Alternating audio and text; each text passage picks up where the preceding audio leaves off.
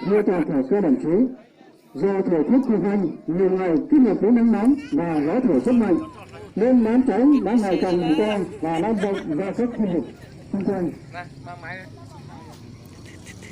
Mặc dù lực lượng tại chỗ của bản Minh Khai đã rất cố gắng để dập tắt đám cháy, song vì thời tiết nắng nóng kết hợp với gió thổi mạnh nên đám cháy càng bùng to và có khả năng lan vào khu vực xung quanh. Đồng chí trưởng bản đã báo cáo với đồng chí trưởng ban chỉ đạo thực hiện kế hoạch bảo vệ và phát triển rừng. Hình ảnh các đồng chí đang quan sát là lực lượng tăng cường của xã đang cơ động tổ chức khu vực xảy ra cháy rừng để thực hành chữa cháy rừng.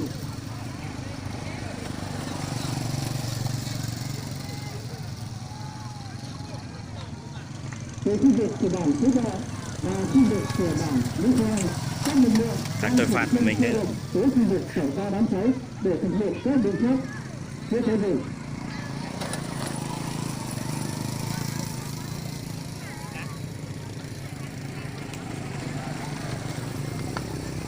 Thưa toàn thể các đồng chí, bản Lý Khoai là một trung tâm xã có 165 hộ, 492 nhân khẩu, với 100% dân tộc Mông. Là bản có dân cư đông nhất của xã, kinh tế chủ yếu là tự cung tự cấp. Trong những năm qua, bà con nơi đây đã thực hiện tốt công tác phòng cháy chữa cháy rừng.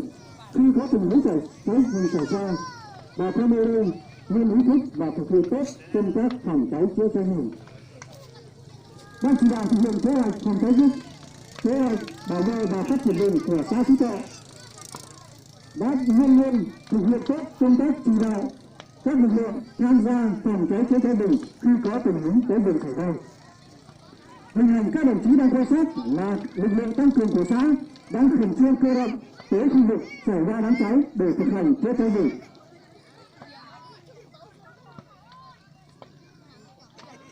Đồng chí trưởng bản Lý Khoai và đồng chí trưởng bản đang sử dụng ra tay để chỉ huy lực lượng tại chỗ thực hành chữa cháy rừng, không để đám cháy lây lan vào khu vực rừng xung quanh.